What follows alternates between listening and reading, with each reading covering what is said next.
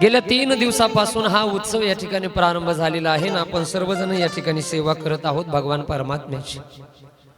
म्हणून मी नेहमी सांगतो, वैदिक परंपरेमध्ये श्रीमद भागवताला सर्वोच्च स्थान आहे. सर्वोच्च सदग्रंथ म्हणून या ग्रंथाकडे बघितलं जातं. तसं आपल्या परंपरेमध्ये ग्रंथ अनेक आहेत, बरोबर ना. अनेक ग्रंथ आहेत आपल्या परंपरेमध्ये,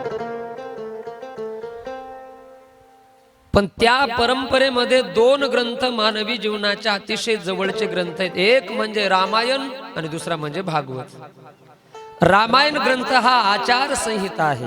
तो तुम्हा लोकांना संसारामध्ये जीवन जगण्यासाठी आपण कसं जीवन जगावं या संबंधामध्ये मार्गदर्शन करणारा ग्रंथ म्हणजे रामायणाचा ग्रंथ आहे.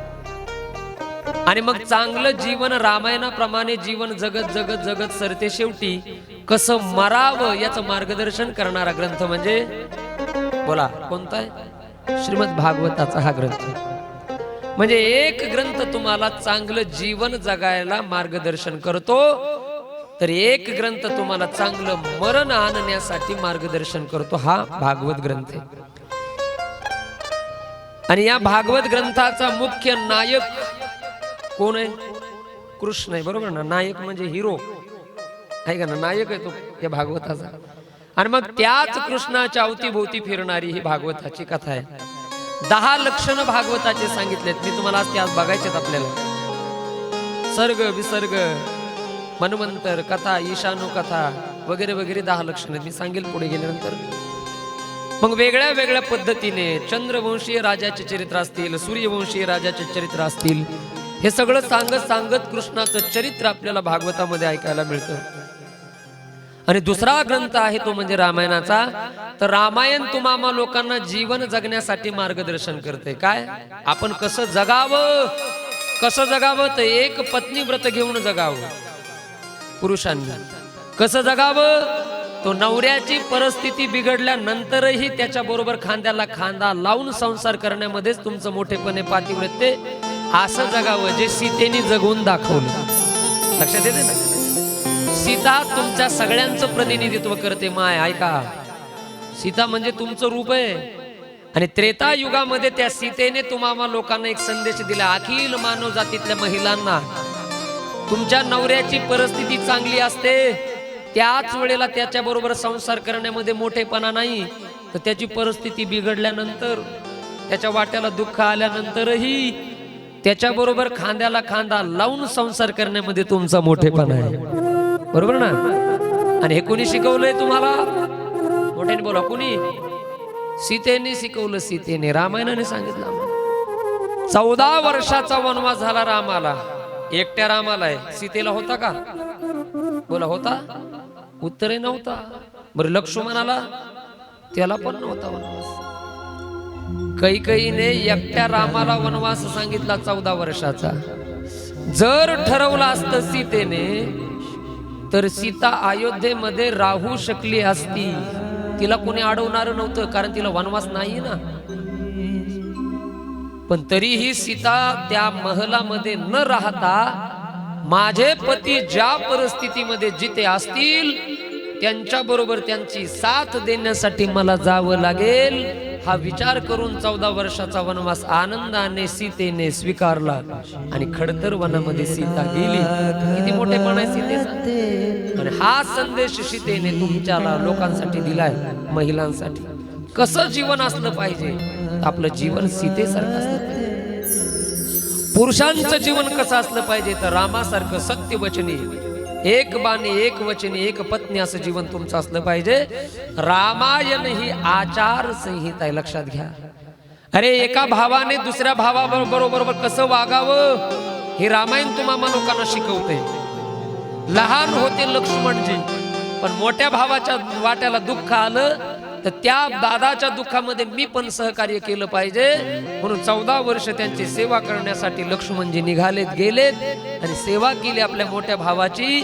बंधू मधलं प्रेम शिकवणारी कथा म्हणजे रामायणाची कथा आहे. भावाभावातलं प्रेम, आपल्या परिवारामध्ये कसं प्रेम असावं हे सगळं आपल्याला रामायणाने शिकवलं. लक्षात घ्या. एक रामायण आणि दुसरा ग्रंथ आहे भागवत. 2 प्रकारचे संदेश. एक संदेश आहे जीवन जगण्याचा, आणि ते चांगलं जीवन जगत जगत शेवट आपला कसा गोड करावा, मरण कसं आपलं सुंदर करावं, याचं मार्गदर्शन म्हणजे श्रीमद भागवत रूपी हा ग्रंथ. रामायण एवढं मार्गदर्शन करत आपल्याला जीवन जगण्याला, छोट्या छोट्या गोष्टीचं मार्गदर्शन करतंय. फार छोट्या छोट्या गोष्टी सांगितल्या आपल्याला. उदाहरण सांगतो कळण्यासाठी, ऐका. आमचे एक 60 वर्षाचे म्हातारे वारकरी बाबा, किती वर्षाचे? 60 वर्ष वय होतं बाबांचं. आणि ते म्हातारे बाबा वर्ध्यासारख्या, नागपूर सारख्या मोठ्या शहरामध्ये रेल्वेच्या त्या स्टेशनवरती, प्लॅटफॉर्मवरती बाबा उभा होते. आता नागपूरचं स्टेशन तुम्ही डोळ्यासमोर आणा, फार गर्दी असते ना तिथं. पुणे, नागपूर, मुंबई ही मोठे मोठे शहर आहेत आपल्या महाराष्ट्रातले, आणि भरपूर गर्दी असते त्या स्टेशनवर.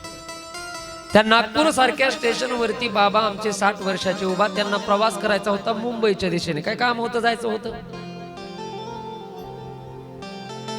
त्या चौकशी ऑफिसला बाबांनी चौकशी केली. म्हणले गाडी, मला ज्या ज्या गाडीने जायचंय ती गाडी येण्याकरता किती वेळ आहे? तर त्या स्टेशन मास्तरने सांगितलं, बाबा ज्या गाडीने तुम्हाला मुंबईला प्रवास करायचा ती गाडी येण्यासाठी अजून 1 तास उशीर आहे, लेट झाली गाडी जरा, काही कारण असतं. बाबांनी विचार केला 1 तास शिल्लक आहे माझ्याकडे, मग उगेच गप्पा मारण्यापेक्षा, उगा मोबाईल मध्ये इंस्टाग्रामच्या रील स्क्रोल करण्यापेक्षा, फेसबुकवर काहीतरी बघण्यापेक्षा म्हणले आपण रामायण वाचू. रामायण बाबांच्या पडसीमध्ये, पिशवीमध्ये रामायणाचा ग्रंथ होता. बाबांनी ते रामायण घेतलं आणि रामायण वाचत बसले बाबा. कुठं? मोठ्याने बोला, कुठे? स्टेशनवर बसले होते वाचत. एक असे खुर्ची बघितली, बाकड्यावर बसले बाबा वाचत. पण ऐका, 1 तास वेळ होता. उग इकडे तिकडे घालवण्यापेक्षा म्हणले काळ सारावा चिंतने, चिंतनामध्ये काळ गेला पाहिजे चांगल्या गोष्टीसाठी, म्हणून वाचत बसले. त्यांच्या शेजारी एक साहेब येऊन बसले बाबांच्या, सूट बूट घातलेला. आणि ज्या गाडीने बाबांना प्रवास करायचा त्याच गाडीने त्या साहेबांना पण प्रवास करायचा होता. त्यांच्या बरोबर त्यांची पत्नी, त्यांच्या 4-5 बॅग, असं सगळं साहेबांचं होतं बरोबर. पण शिकलेला साहेब वारकऱ्याच्या शेजारी बसल्याबरोबर त्या साहेबांनी बघितलं वारकरी काय करतोय. तर काय करत होता वारकरी? रामायण वाचत होता. नास्तिक होता साहेब, त्याला हे रामायण, भागवत, शिवमहापुराण, कथा, कीर्तन, भजन काही आवडत, देव मान्य नव्हता त्याला.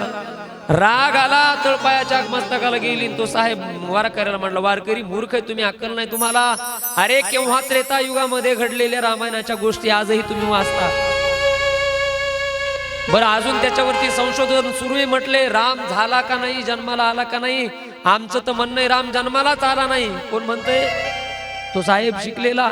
देव नसतो म्हणले, उगीच वेळ बर्बाद करता, लोकांना काहीतरी सांगता. का वाचताय रामायण? ठेवा बंद करून, एखादं चांगलं पुस्तक देतो ते वाचत बसा. हे काय वाचताय?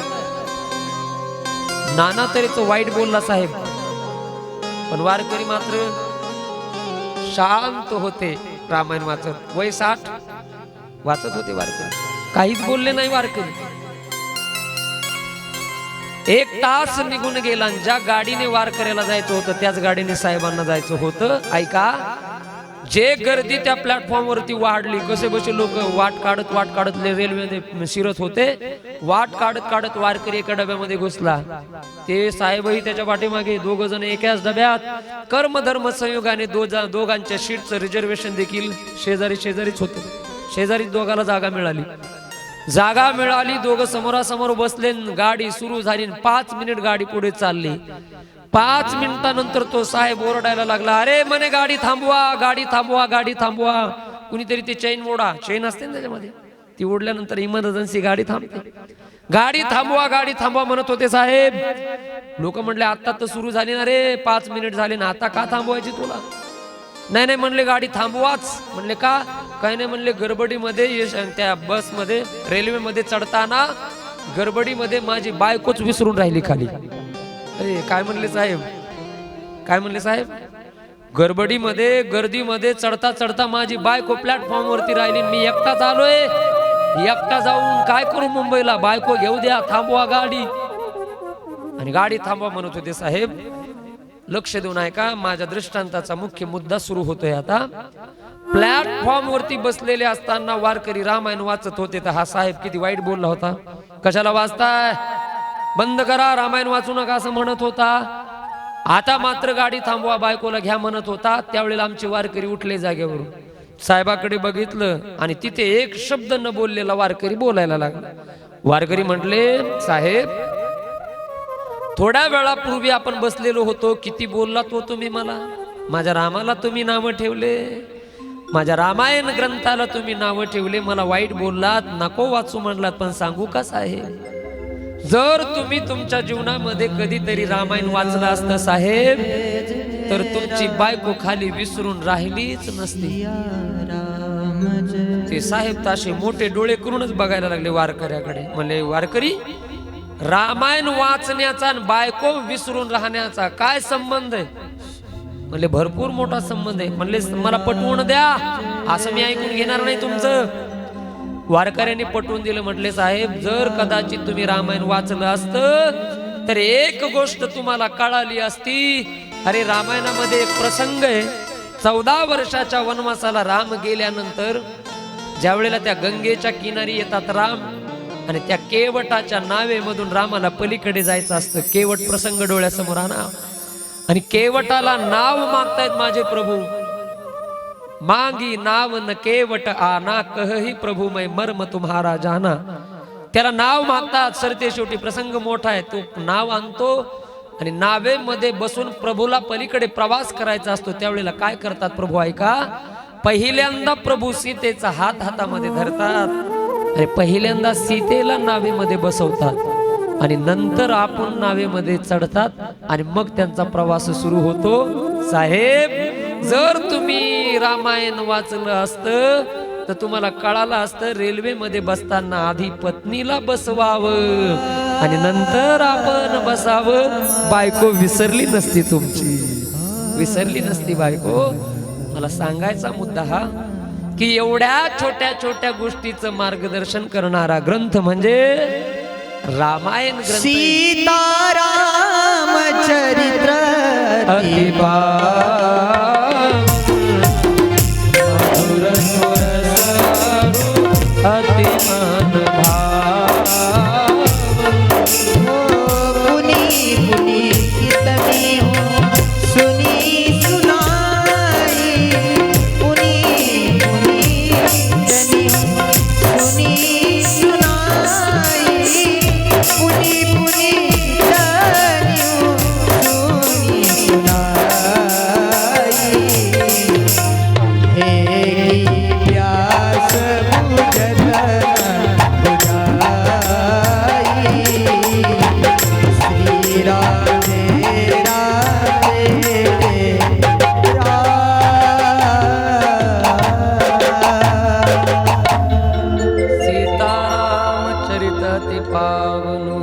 रामाचं चरित्र अत्यंत पावन आहे, तुम्हा लोकांना मार्गदर्शन करतं. मुद्दा एवढाच, 2 ग्रंथ वैदिक परंपरेमध्ये श्रेष्ठ आहेत आणि त्या 2 ग्रंथापैकी दुसरा ग्रंथ म्हणजे श्रीमद भागवत, ज्या ग्रंथाचं विचार चिंतन आपण गेल्या 3 दिवसापासून करतोय, आजचा 3रा दिवस. हे चरित्र काय करतं, कृष्णाचं चरित्र. तर कृष्णाचं चरित्र तुमच्या माझ्या जीवनातले सगळे दुःख दूर करण्याचं काम करतं.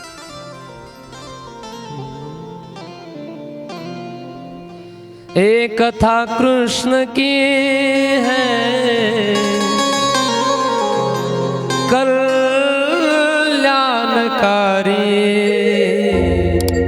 कथा कृष्ण की है कल्याणकारी, मगर ये करे असर धीरे धीरे, मगर ये करे असर धीरे धीरे.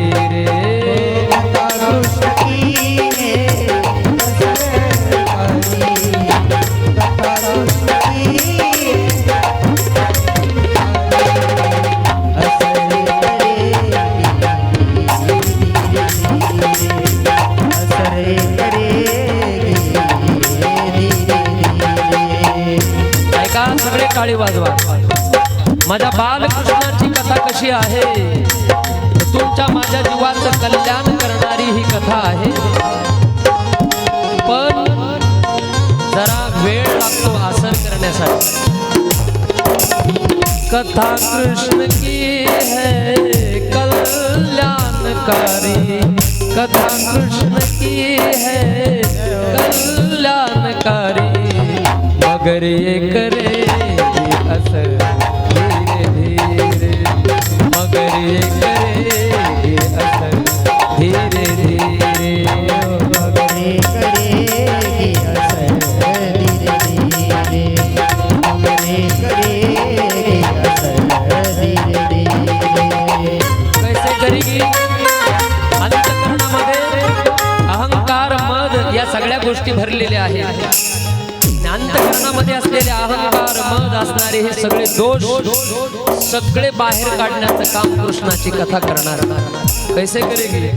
अहंकार मद मोह फैला है भीतर, अहंकार मद मोह फैला है भीतर, उतारेगी सारा जहर धीरे धीरे, उतारेगी सारा जहर धीरे धीरे, कथा कृष्ण की है बड़ी चमत्कारी, कथा कृष्ण की है कल्याणकारी, मगर ये करेगी असर, जय हो, मगर ये करेगी असर धीरे धीरे।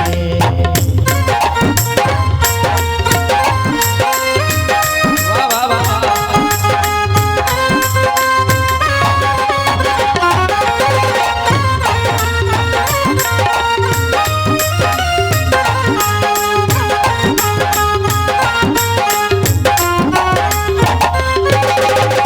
न मौका मिलेगा कभी झंझटों से, मौका मिलेगा कभी झंझटों से। ही कृष्णाची कथा एवढी सुंदर आहे, गुणकारी आहे। काही लोक म्हणतात महाराज करू नंतर कथा, ऐकू नंतर कथा, पण पुढे आपल्याला मौका भेटेल हे सांगता येत नाही। आपण बघितलं ना सुरुवातीला पहिल्या दिवशी आपण सुरुवातीला बघितलं होतं की आयुष्याची काही भरोसा नाही, आज जिवंत असणारी माणसं उद्या असतील का नाही हे सांगता येत नाही। काही लोक म्हणतात महाराज बघू भेटेल नंतर वेळ, करू नंतर परमार्थ, पण तसं होत नाही। एवढ्या गोष्टी आपल्या मागे लागल्यात, कधी आपल्याला वेळ भेटणार नाही। न मौका मिलेगा कभी झंझटों से, न मौका मिलेगा कभी झंझटों से, जैसे भी हो कुछ समय तो निकालो, जैसे भी हो कुछ समय तो निकालो, जैसे भी हो कुछ समय तो निकालो, जैसे भी हो कुछ समय तो निकालो।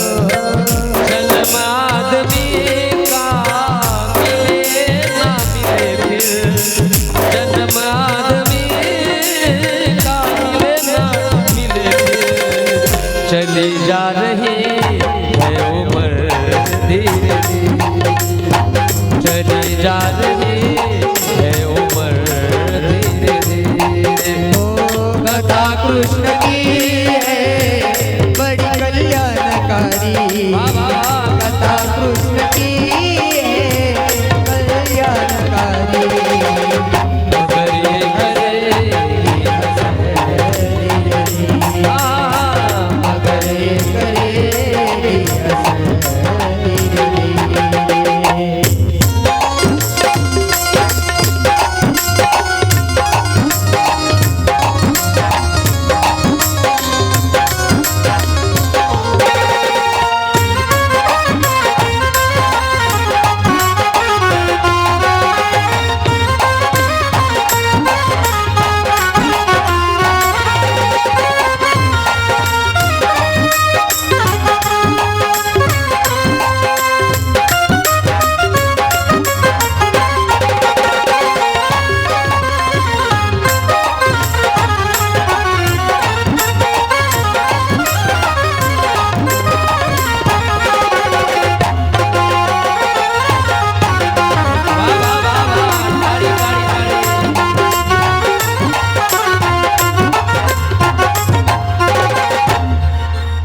बोले गोपाल कृष्ण भगवान भागवत महापुराण जय जय जय श्री राधे। कशी आहे कृष्णाची कथा ऐकलं ना तुम्ही, कळाले का शब्द? एक कथा कृष्ण की है कल्याणकारी,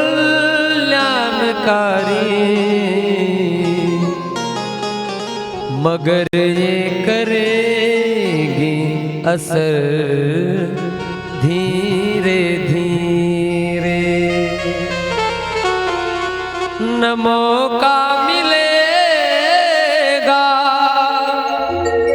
कभी झंझटों से, न मौका मिलेगा कभी झंझटों से, जैसे भी हो कुछ समय तो निकालो, जैसे भी हो कुछ समय तो निकालो, जन्म आदमी का मिले ना मिले फिर, सांगता येते का? नाही सांगता येत, भेटल ना भेटल। जन्म आदमी का मिले ना मिले फिर, चली जा रही है उम्र धीरे धीरे, चली जा रही है उम्र धीरे धीरे। एवढी कल्याणकारी कृष्णाची कथा आहे, पण जरा वेळ लागतो आसर होण्यासाठी। अंतकरणामध्ये असलेले मोह मद मत्सर हे सगळे दोष हळूहळू हळूहळू हळू बाहेर काढणारी कथा म्हणजे कृष्णाची कथा आहे। आणि मग असा तो भगवान परमात्मा त्याचं चरित्र तुम्हा लोकांना मार्गदर्शन करते, आपण कसं जीवन जगत जगत मरावं या संबंधामध्ये। कालपर्यंत कथाभाग श्रवण केला। परीक्षिती राजाला श्राप लागला, किती दिवसात मरण येणार आहे? मोठ्यानं बोला, किती दिवसात? 7 दिवसामध्ये, बरोबर ना? आणि आपण किती दिवसात मरणार आहेत? पुढच्या 7 दिवसात? नाही नाही, पुढच्या नाही, कधी ना कधी हो, एवढ्या लवकर नाही। अजून आपल्याला भरपूर कथा ऐकायच्यात, भरपूर कथा करायच्यात, नाही का? पण का 7 दिवसाची कथा? विषय एकच आहे की या 7 दिवसामध्ये कधीही मरण जरी आलं आपल्याला तरी दिव्य बनवून ठेवायचे 7 दिवसाची कथा ऐकून। मग कधी मरण जरी आलं तरी हसत हसत त्या मरणाला आपण सामोरे गेलो पाहिजे। आणि मग 7 दिवसामध्ये त्याला मरण येणारे हा जो वेळेला श्राप मिळाला, शमिक नावाच्या ऋषीचा मुलगा, त्याचं नाव शृंगी, त्या शृंगीने 7 शाप दिला। इति लंघित मर्यादम तक्षकः सप्तमेहनी। सर्व संग परित्याग करून राजाने आपला मोठा असणारा चिरंजीव, त्याचं नाव जन्मेजय, त्याला गादीवरती बसवलं। गंगेच्या किनारी अनशन व्रताचा स्वीकार करून राजा आला। दिवस शिल्लक होते 7, हजारो लाखो ऋषी जमले होते। ऋषींच्या मध्यभागी उभा राहून हात जोडून विनयपूर्वक राजाने प्रश्न विचारलाय, महाराज कोणीतरी सांगावं, मला मार्ग दाखवा। 7 दिवस माझ्याकडे शिल्लक आहेत, मुक्तीचा मार्ग साधन सांगा मला। पण निश्चित निहित कुणालाच साधन सांगता येईना, योग्य साधन। कुणी म्हणायचं राजा 4 महिन्याचा चातुर्मास केल्यावर मुक्ती मिळू शकते तुला, काय म्हणायचं एक साधू 4 महिने। राजा म्हणला, साधू तुमचा जरा मशन घरी विसरली का काय तुमची? म्हणले कसं काय? अहो म्हणले 7 दिवस आहेत, तुम्ही किती दिवसात सांगताय? बरं 4 महिने नाहीतच ना माझ्याकडे। एक साधू म्हणला, राजा 1 महिन्याचं साधन केल्यावर तुला मुक्ती भेटेल। म्हणले तुम्ही तर लवकर खाली बसा, अहो 7 दिवस आहेत माझ्याकडे, 1 महिना नाही शिल्लक माझ्याकडे। कुणी 15 दिवस, कुणी महिना, कुणी 4 महिने, कुणी 1 वर्ष।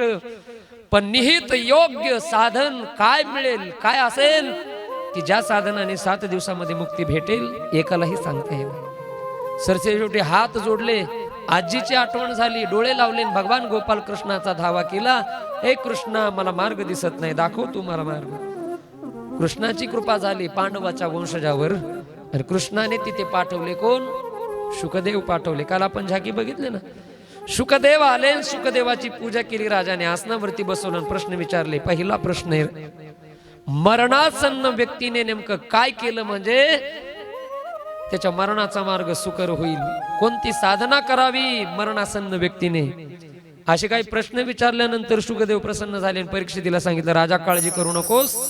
किती दिवस आहेत म्हणले? 7 दिवस. अरे म्हणले भरपूर आहेत. काय म्हणले शुकदेव?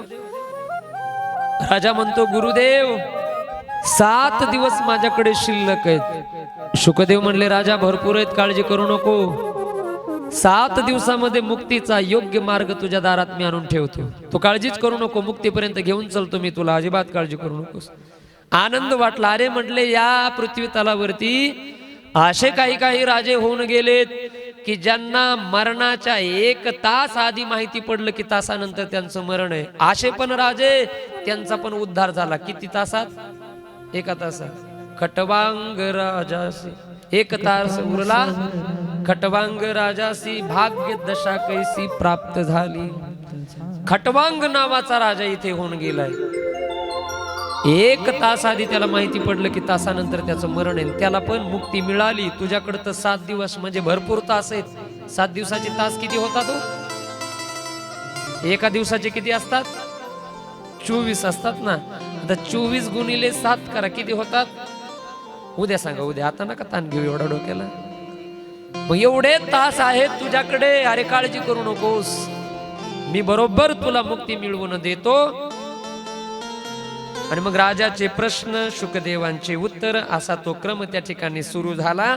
द्वितीय स्कंदामध्ये यांच्या संवादाला प्रारंभ आहे. द्वितीय स्कंद हा साधना स्कंद म्हणून ओळखला जातो. मन, चित्त आणि बुद्धीचा शुद्धीकरणाचा स्कंद हा द्वितीय स्कंद आहे. श्रवण, स्मरण, संकीर्तन, प्रतिपादन करणारा स्कंद म्हणजे हा द्वितीय स्कंद. श्रेष्ठ अधिकारी पुरुषांकडून भगवत चरित्र लीला श्रवण कराव्या. आपणास माहित नसलेल्या वस्तूचं ज्ञान हे कशाने होतं? तर श्रवणाने होत असतं. बरोबर ना? आपल्याला काही वस्तू माहित नाहीत, पण त्याचं ज्ञान आपल्याला इथं बसल्या बसल्या होतं. कशाने? ऐकल्यामुळे होतं. म्हणून भगवत नामचिंतन श्रवण करण्यासाठी साधनेचा स्कंद सांगणारा साधनेचा विचार हा द्वितीय स्कंद आहे. काही गोष्टी अशा की आपल्याला माहिती नाहीत, आपण बघितल्या नाहीत, पण श्रवणाने आपल्याला त्याचं ज्ञान झाले. मला सांगा, स्वर्ग आपण बऱ्याच वेळेला ऐकतो, स्वर्ग स्वर्ग. मला सांगा, इथं कोणी बघितलाय का स्वर्ग? कोण जाऊन आलंय का स्वर्गाला? स्वर्ग रिटर्न कोण आहे का इथं? स्वर्गवासी रिटर्न एकच होता, तो सावळ्या कुंभार. हा, तुम्हाला माहित असेल ते गाढवाच्या लग्नामधलं. हा बस, तुम्हाला लोक जरा उशिरा लागलं तुम्हाला. तेवढा एकच होऊन गेला स्वर्गवासी रिटर्न. पण स्वर्ग वगैरे वगैरे सगळ्या गोष्टी आपल्याला मान्य आहेत का नाही? मान्य आहेत. का म्हणले? आपल्या पुराणाने वर्णन केल्यात. मान्य आहेत का म्हणले? संतांनी त्याचं वर्णन केलंय. म्हणजे पुराणाच्या असतील, संतांच्या शब्दाच्या श्रवणाने आपल्याला त्या न बघितलेल्या गोष्टीचं काय झालंय? ज्ञान झालंय. ज्ञान म्हणजे श्रवणाने न बघितलेल्या गोष्टी देखील माणसाच्या आकलनामध्ये येतात. म्हणून श्रवण फार महत्वाची गोष्ट आहे. आणि मग तो श्रवण, ती साधना करण्याचा स्कंद म्हणजे हा द्वितीय स्कंद आहे. याच्यामध्ये अत्यंत गोड विचार सांगितलाय. राजा, तू अजिबात काळजी करू नको. त्या भगवान परमात्म्याचं चरित्र सांगत सांगत कधी मुक्ती तुला भेटेल तुला पण कळणार नाही. जीवनमुक्त स्थितीला तू प्राप्त होशील. आणि दुसऱ्या स्कंदामध्ये विविध असणाऱ्या सकाम उपासना आणि निष्काम उपासनेचा विचार सांगितला जातो. उपासना 2 प्रकारच्या आहेत आपल्या परंपरेमध्ये, ऐका. एक उपासना आहे सकाम, म्हणजे अंतकरणामध्ये काहीतरी इच्छा ठेवून उपासना केली जाते, तिला म्हणायचं सकाम उपासना. म्हणजे इच्छा असते, आम्ही जर उपवास केला तर आम्हाला हे मिळावं, आमकामकी गोष्ट केली तर ते मिळावं, मार्गशीर्ष महिन्यातले गुरुवार केले की हे मिळावं, वैभव लक्ष्मीचं व्रत केलं की ते वाटतंय का नाही? मग अंतकरणामध्ये ती एखादी इच्छा ठेवून जे व्रत केलं जातं, जी साधना केली जाते, जी उपासना केली जाते, त्या उपासनेला सकाम उपासना म्हणतात. लक्षात आलं? आणि काही उपासना अशा आहेत ज्या निष्काम भावनेने केल्या जातात. कुठलीच इच्छा नसते पण देवाची उपासना करायची. हे कोण करतं? तर या कॅटेगरीमध्ये फक्त साधू आणि संतच बसतात, आपण नाही. आपण एखादी गोष्ट केली तर आपल्याला त्याच्यापासून काहीतरी मिळावं ही इच्छा असते. निष्काम भावनेने करतो का आपण? उत्तरे नाहीत करत आपण, काहीतरी मिळावं वाटतं आपल्याला. पण संत लोक उपासना करतात, भक्ती करतात, परमार्थ करतात, त्याच्या मोबदल्यामध्ये त्यांना काहीच लागत नाही बघा. ते निष्काम भावनेने करतात, काहीच नसतं त्यांना पाहिजे देवाकडून. आपल्याला अपेक्षा असते. आळंदी पंढरपूरची वारी चालते नाही का? आळंदी पंढरपूरची वारी, आषाढी वारी. विदर्भामधूनही खूप दिंड्या जातात. तुमच्या गजानन बाबांचा फार मोठा पालखी सोहळा ते आमच्या बीडवरून जातो, येताना बीडवरून येतो, बीड शहरातून. मुक्ताबाईंचा पालखी सोहळा आमच्या बीडवरून जातो येतो. संपूर्ण महाराष्ट्रातले पालखी सोहळे पंढरपूरला जातात. एखादा माणूस असा असतो गावाकडचा, ते 2च दिवस चालतं वारीमध्ये. किती दिवस? 2च दिवस वारीमध्ये चालणार. अरे पंढरपूरमध्ये गेलं की पांडुरंगाला म्हणणार, पांडुरंगा अरे 2 दिवस चाललो वारीमध्ये, म्हणले मुलाला नोकरी लागू दे. किती दिवसात?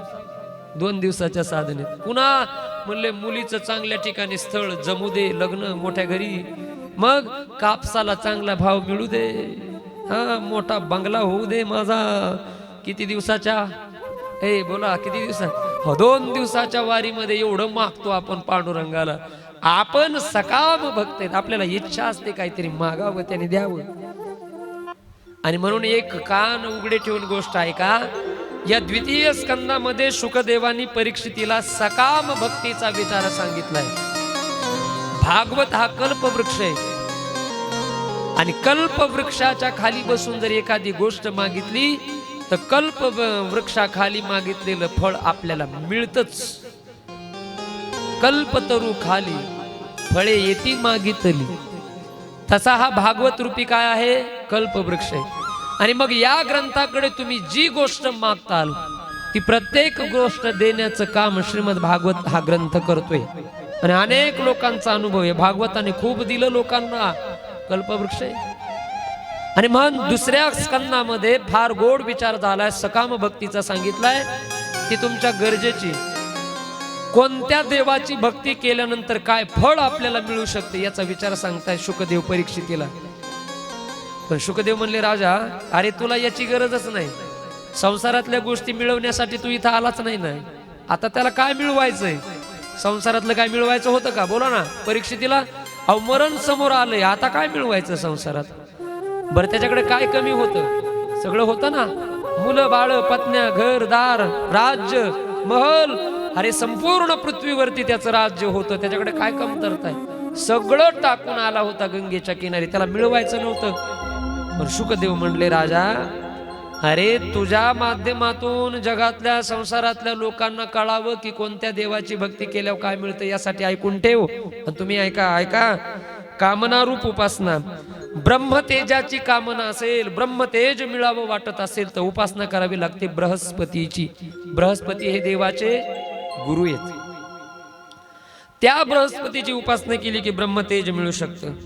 संतती हवी असते, बऱ्याच लोकांना घरामध्ये संतती निर्माण व्हावी. संततीची उपासना केल्यानंतर संतती हवी असेल तर त्यासाठी उपासना करावी लागते प्रजापतीची.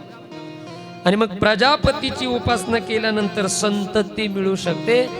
प्रजोत्पत्ती करता प्रजापती हा देव त्या ठिकाणी सहाय्यक ठरतो, म्हणून त्याची उपासना सांगितली जाते. म्हणून आपल्याकडे हिंदू संस्कृतीमध्ये एक सण साजरा केला जातो, गुढीपाडव्याचा सण. मला वाटतं त्या दिवशी आपलं काय होतं? बोला ना. हिंदूंचं नवीन वर्ष प्रारंभ होतं कधी? गुढीपाडव्याला. आणि मग चैत्र शुद्ध प्रतिपदा तो दिवस गुढीपाडवा. त्या गुढीपाडव्याला तुमचं आमचं त्या ठिकाणी नवीन वर्ष प्रारंभ होते. त्यावेळेला आपण घराच्या समोर काय उभा करतो? गुढी उभा करतो. त्याच्यावरती तांब्या ठेवतो ना, ती गुढी सजवतो आपण. ती गुढी का लावतात समोर? त्याचं कारण आहे का? असं म्हणतात की त्या तांब्या जो लावलेला असतो ना, आणि त्या दिवशी पृथ्वीच्या दिशेने प्रजापतीचे किरण अत्यंत वेगाने पृथ्वीकडे त्या दिवशी येत असतात. आणि गुढीवरचा जो कलश आहे तो प्रजापतीची किरण आपल्याकडे खेचून त्या घरामध्ये प्रविष्ट करण्याचं काम करतो. आपल्याकडे खेचतो कलश, मंगल कलश, आणि तो कुठे सोडतो? घरामध्ये. आणि म्हणून तो कलश त्या घरामध्ये ते किरण सांगतो. म्हणून मग संतती प्रजोत्पत्ती उत्पन्न होण्यासाठी घरामध्ये कुठल्याही अडचणी भासत नाहीत, हे त्याच्या पाठीमागचं विज्ञान आहे. आपल्या लोकांना माहित नाही. आणि अलीकडे तर गुड्या उभारायचं बंद करा म्हणून कित्येक लोक आणि महाराजच सांगायला लागले. गुढी उभारलीच पाहिजे, बरोबर ना. आमच्या संतांनी सांगितले ना, टाळी वाजवावी गुढी उभारावी वाट ही चालावी पंढरीची. गुढी उभारण्याचं कारण ते एक आहे बघा. आणि शेतकरी जर कोणी असतील तर आपल्या सगळ्यांना ज्ञात असेल, पूर्वी गुढी पाडव्याच्या अगोदर सगळी नांगरट करून टाकायची. नांगरणीच म्हणतात ना. उन्हाळ्यातली कामं सगळे उरकली की सगळं काढून टाकायचं. शेतामधल्या ते कापूस पळाट्या जे असतील ते उपटायच्या आणि नांगरून टाकायची शेती. का तर गुढी पाडव्याच्या कालावधीमध्ये प्रजापतीची किरण पृथ्वीच्या दिशेने येताना ती जमिनीमध्ये आले पाहिजेत. ते जमिनीमध्ये मुरले, तुम्ही नांगरलेली जमीन असली की पुढच्या वेळेला जमीन तुमची चांगली पिकते. का? प्रजापतीची किरण येतात, उत्पन्न देते जमीन. हे त्याच्या पाठीमागचं कारण. म्हणून इथे भागवतामध्ये प्रजापतीची उपासना केल्यानंतर संतती प्राप्त होऊ शकते. तेजाची कामना असेल, तेजपुंज व्हावं वाटत असेल तर उपासना करावी लागते अग्निदेवाची. काही लोकांना पराक्रम गाजवा वाटतो वेगळ्या वेगळ्या क्षेत्रामध्ये. पराक्रमी तुम्हाला व्हावं वाटत असेल तर त्या पराक्रमासाठी उपासना करा तुम्ही रुद्राची. त्या 11 रुद्र सांगितले जाते भगवान शंकराचेच ते रुद्र. त्या 11 रुद्रापैकी एक असलेले रुद्र म्हणजे कोण आहेत? भगवान हनुमंतराय आहेत. ते रुद्र आहेत, हनुमंतराय एक रुद्र. आणि मग ते हनुमंतराय असलेले ते रुद्र पराक्रम एवढा गाजवला त्यांनी, अपयश नावाची गोष्ट त्यांच्या वाट्याला नाही. पराक्रम जिथे जातील तिथे हनुमंताचा पराक्रम आहे. म्हणून आपल्याला जरी वाटतं पराक्रम गाजवावा तर रुद्राची उपासना आपण करावी. हे भागवताने आपल्याला या ठिकाणी सांगितलंय. राज्य मिळावं असं वाटत असेल, राज्य तर राज्य मिळावं यासाठी उपासना करावी लागते अश्विनी कुमाराची. राज्य म्हणजे आता झडपीन पंचायत समितीचे इलेक्शन लागलेत, विधानसभेचे इलेक्शन, हे राज्यच असतं ना. विधानसभा म्हणजे तालुक्याचं राज्य मिळतं एका माणसाला, तो राजा असतो तालुक्याचा. खासदार म्हणजे जिल्ह्याचं राज्य, तो राजा. मुख्यमंत्री म्हणजे राज्याचा राजा. आणि मग असं एखादं तुम्हाला राज्य मिळावं वाटत असेल तर उपासना कुणाची करायची? बोला ना, कुणाची? अश्विनी कुमाराची उपासना केल्यानंतर राज्य मिळतं. म्हणजे इलेक्शन वाल्या लोकांनी एवढं ऐकून ठेवा. आमच्या गुरुजींनी सांगितलेलं अजून एक गोष्ट सांगतो, ऐका. 700 श्लोकाचा धर्मग्रंथ आपला गीता आहे. किती श्लोक आहेत गीतेमध्ये? 700. आणि 700 श्लोकाची गीता, त्या गीतेचा 700वा श्लोक, त्या श्लोक कोणता आहे? यत्र योगेश्वर कृष्ण यत्र पार्थो धनुर्धरा तत्र श्री विजयो भ्रुतिर्ध्रुवा नितिर्मतिर्मम. या श्लोकाचं जरी अनुष्ठान एखाद्याने केलं तर निवडणुकीमध्ये विजय मिळू शकतो. या श्लोकाचा चमत्कार आहे, या श्लोकाचा. बरं काय, ज्यांना कोणाला अपेक्षा आहे त्यांनी लक्ष ठेवणार, पण ते विधीपूर्वक अनुष्ठान झालं पाहिजे. कारण पांडवाने जे युद्ध जिंकलंय कौरवावरती, ती एक लढाईच होती ना. आता ती निवडणुकीच्या बाबतीत झाली, पण पूर्वी अशा लढाया व्हायच्या. आणि मग पांडवांनी लढाई जिंकली, त्यांच्याकडे संख्याबळ कमी असताना देखील. का? तर त्यांच्या बाजूला कृष्ण होता. आणि म्हणून या श्लोकाचं अनुष्ठान केलं तर विजय मिळू शकतो. ऑन कॅमेरा बोलतोय मी. यत्र योगेश्वर कृष्ण यत्र पार्थो धनुर्धरा तत्र श्री विजयो भ्रुतिर्ध्रुवा नितिर्मतिर्मम. विजय मिळू शकतो, हे आमच्या गुरुजींनी सांगितलंय. चला, मला मुद्दा हा सांगायचा आहे. अश्विनीची कुमाराची उपासना केल्यानंतर विजय मिळतो, राज्य मिळतं. प्रतिष्ठा हवी असते बऱ्याचशा लोकांना समाजामध्ये, गावामध्ये. आम्हाला प्रतिष्ठा मिळावी.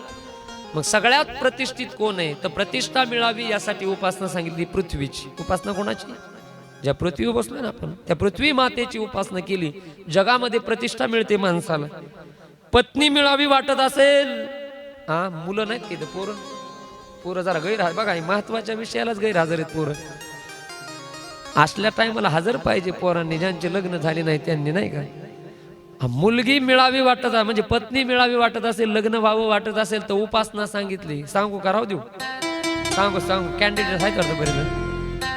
पत्नी पाहिजे असेल तर उपासना करावी लागते. उर्वशी नावाची एक अप्सरा सांगितली जाते इंद्राच्या दरबारात. त्या उर्वशी अप्सरेची उपासना केल्यानंतर पत्नी मिळते, हे भागवताने सांगितलं. मी माझ्या पदरचं काय सांगत नाही, भागवतातलं. हल्लीच्या पोरांनी मला वाटतं हे ऐकून ठेवलं पाहिजे. आणि ते पत्नीची, उर्वशीची उपासना कशी करायची मला भेटा, नंतर फोन करा वगैरे, मग मी सांगेल तुम्हाला. पण तिची उपासना केल्यानंतर पत्नी मिळू शकते. हल्ली पत्नी भेटणं तसं अवघड झालंय. कसं आहे तुमच्याकडे, कसं आहे अवघड आहे का? आमच्याकडे तर लय अवघड आहे. तुमच्याकडे तसं तुम्ही तसे आम्ही ग बसा मामी असलाच कारभार झालाय. सगळे सारखेच आहेत आपण. आता आमच्या मराठवाड्यामध्ये पण तोच प्रसंग आहे. मुलीच भेटत नाहीत लग्नासाठी. का कशासाठी फार वेगळा विषय तो. पाठीमागच्या 15-20 वर्षापूर्वीचा काळ डोळ्यासमोर आणा. अहो या समाजाने एवढ्या मुली मारल्यात गर्भामध्ये, एवढ्या मुली मारल्यात, त्या पोरीला जन्माला येऊ दिलं नाही आपण. आणि म्हणून आज लग्न करायला जायचं म्हटलं तर पोरगी भेटत नाही, मुलगी भेटत नाही. का? मुली मारल्या. गर्भामध्ये मुलगी आहे असं माहिती झालं की ती पोरगी जन्माला येऊ दिली नाही, ती मारली आपण. का? नाही म्हणले मुलगी म्हणजे डोक्यावरचं ओझ आहे, ते जन्मालाच येऊ दिलं नाही, नाही येऊ दिलं जन्माला. मुलगा म्हणजे वंशाचा दिवा नाही, त्याला टेंभा म्हणा, टेंभा. अहो ते पुड्या खातय, गुटखा खातय, व्यसनी, आई बापाचं ऐकत नाही, शिक्षण घेत नाही, व्यसन करतय, धार्मिक कार्यामध्ये त्याचं सहकार्य नाही, मग त्याला दिवा म्हणता येईल का? त्याला दिवा नाही, मग त्याला काय म्हणायचं? बास बास बास बास. नाही शंकर महाराज आलते आमच्याकडे बीडचे, त्यांनी सांगितलं म्हणायचं टेंबा. लोकांना ओळख करून देताना म्हणायचं महाराज हा आमच्या वंशाचा. पार काडी लावली आमच्या वंशाला, काडी लावली पार. काही इज्जत ठेवली नाही लोकांमध्ये, समाजामध्ये. एवढं विचित्र वागते आमचं पोरग. चांगलं वागत असेल तर मग दिवा म्हणायला आमच्या वंशाचा दिवा. पण त्या वंशाच्या दिव्यासाठी तुम्ही आम्ही लोकांनी ती असणारी मुलगी जन्माला येऊ दिली नाही. एवढ्या मुली मारल्या, एवढ्या मुली मारल्या. समाजानं केलेलं पाप आज समाजाच्या डोक्यावरती उपभोगायला आले. पाप कुणी केले? समाजाने. आणि आमच्या पैठणचे नाथ म्हणतात एका माणसाने केलेलं पाप असू द्या नाही तर सामुदायिक समाजानं केलेलं पाप असू द्या, ते उपभोगावंच लागतं. सुट्टी भेटत नाही त्याच्यामुळे. आपल्याला वाटत असेल आम्ही डोळे झाकून पाप करतो, कुणी बघत नाही आपल्याला, पण आपल्याला बघण्यासाठी तो वरचा बाबा बसलेला आहे ना. ह्या बाबाला नाही दिसणार पण त्या बाबाला दिसेल ना, बरोबर ना. देव बघत असतो. आणि मग केले कर्म झाले त्याची भोग आले, उपजेले मेले ऐसे किती. म्हणून आज तुम्ही आम्ही लोकांनी केलेलं कर्म, आज आपण मुली मारल्या, त्याचा परिणाम आहे आज लग्न करायला जायचं म्हटलं तर पोरी भेटत नाहीत. भेद केला हो मुलीमध्ये आणि मुलामध्ये आपण. आजच्या कथेमधून एवढा संदेश घरी घेऊन जा. आज रोजी जर आपण विचार केला तर मुलाच्या तुलनेमध्ये मुली कुठे कमी आहेत सांगा मला? मुली कमी आहेत का? कुठेच कमी नाहीत. हर एक क्षेत्रामध्ये आज मुलींनी बाजी मारली. प्रत्येक क्षेत्रामध्ये मुलांच्या पुढे मुली गेलेल्या आहेत. सगळ्यांना तुम्हाला अनुभव. मला सांगा 10वी-12वीचे बोर्डाचे पेपर होतात, जिल्ह्यामधून पहिला येणारा कोण असतो? विद्यार्थी. मुलगा असतंय का मुलगी?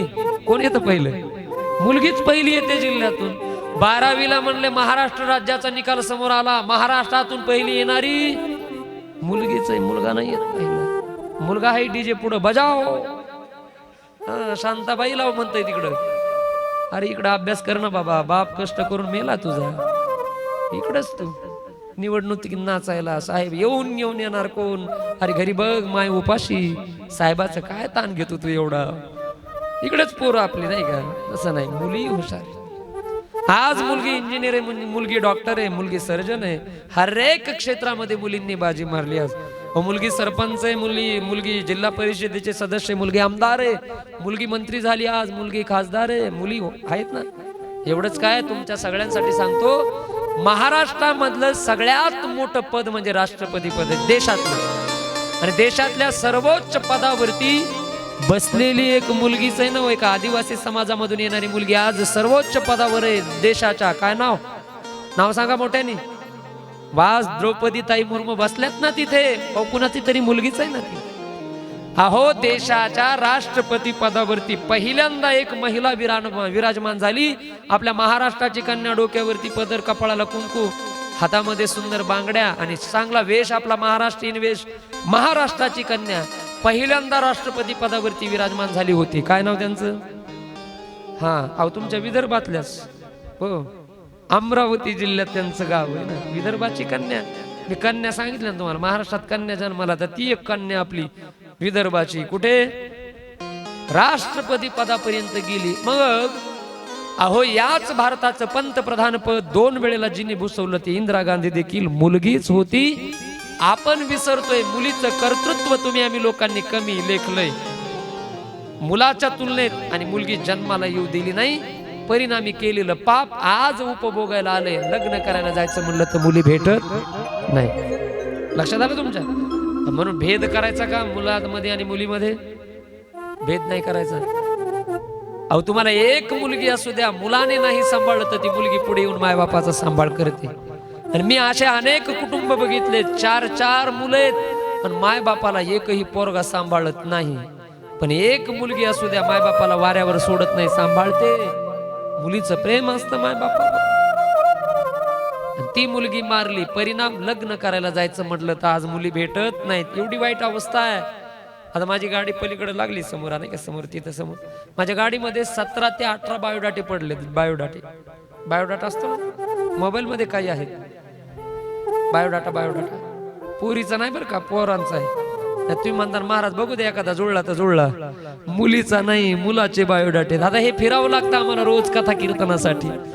तुमच्यासारखी लोक म्हणतात महाराज ठेवा आमच्या मुलाचा एवढा बायोडाटा, बघा तुमच्या मराठवाड्यात एखादी मुलगी भेटली ती. आणि श्रीमंत घरचे लोक म्हणतात, श्रीमंत करोडपत्याच्या घरचे पोर, कवळे पोर आहेत, कवळे 45 वर्ष 40 वर्ष 38 35च्या तर खाली एक नाही, 35 45 मधले कसले, मोठ्याने बोला कसले, अहो कवळेच म्हणावं लागणार. आता काय म्हणतात त्यांना? आता मला कुणाला विनोद किंवा थट्टा कुणाचा उडवायचा नाही, विनोद करायचा नाही, पण खरंय का नाही परिस्थिती ही आज समाजामधली परिस्थिती कुणामुळे आली? समाजामुळेच आली. मुलीमध्ये भेद केलं. म्हणजे हे भेद करू नका. इथून पुढे तरी मुलगी, बापावरती तर एवढं प्रेम असतं मुलीचं. मला मुलगी म्हणून मी सांगतो, छोटीच आहे, तुम्हाला पण आहे छोटी मुलगी माझी, 20 महिन्याची मुलगी आहे छोटी. ती सकाळीच फोन आलता, पप्पा तुम्ही कधी येणार आहे? मला म्हणत सगळं बोलायला लागली. आणि मी निघालो बाहेर की लगेच माझ्या पाठीमागं लागतील, म्हणते पप्पा मला पण कीर्तनाला येऊ द्या. तिला नीट बोलता येत नाही, कीर्तनाला प्रेम करते. रात्री 2 वाजता जरी गेलो, दरवाजा वाजला की पोरगी उठते म्हणते पप्पा आले. तिच्या आईला म्हणते, दरवाजा वाजला की रात्री 2 वाजता. का? बापावरती प्रेम असतं ना मुलीचं. तुम्हाला माझ्यापेक्षा अनुभव तुम्हाला आहे. मुलापेक्षा बापावरती प्रेम मुलगीच जास्त करते. सुकुमार असते ती, गोड अंतकरण असतं तिचं. आणि एवढी सुंदर असणारी ती मुलगी, किती निर्दयी असतील लोक की त्या पोरीला मारावं वाटतं, त्यांना त्या पोरीला जन्म घेऊ देऊ वाटत नाही. आणि ती लहान असणारी मुलगी गर्भामध्ये मारतात. काय वाटत असेल त्या पोरीला? अरे एवढं सुंदर जग देवाने बनवलेलं, या जगामध्ये त्या पोरीला तुम्ही जन्माला येऊ देत नाहीत, आपण जन्माला येऊ देत नाही, तिला गर्भामध्ये मारतो. काय मागते पोरगी तुमच्याकडे? करोडो रुपये द्या म्हणते का पोरगी? हवा अशा कित्येक मुली बघितल्यात, मायबापाने जिथं दिले ना तिचं लग्न करून, कितीही त्रास सहन करते ती पोरगी बापासाठी नाहीसाठी, पण बापाकडे तक्रार करत नाही. मरेपर्यंत तिथे बांधलेली राहते, जणू एखादी गाय खुंटीला बांधावी त्या पद्धतीने बांधलेली राहते. पण माय बापाच्या इज्जतीसाठी ती बापाकडे तक्रार करत नाही की बाबा मला इथे हे लोक त्रास देत आहेत, मला मारतायत, मला जगू वाटत नाही, पण मी फक्त जगते कशासाठी? तर तुमच्या नावासाठी. बरोबर आहे ना?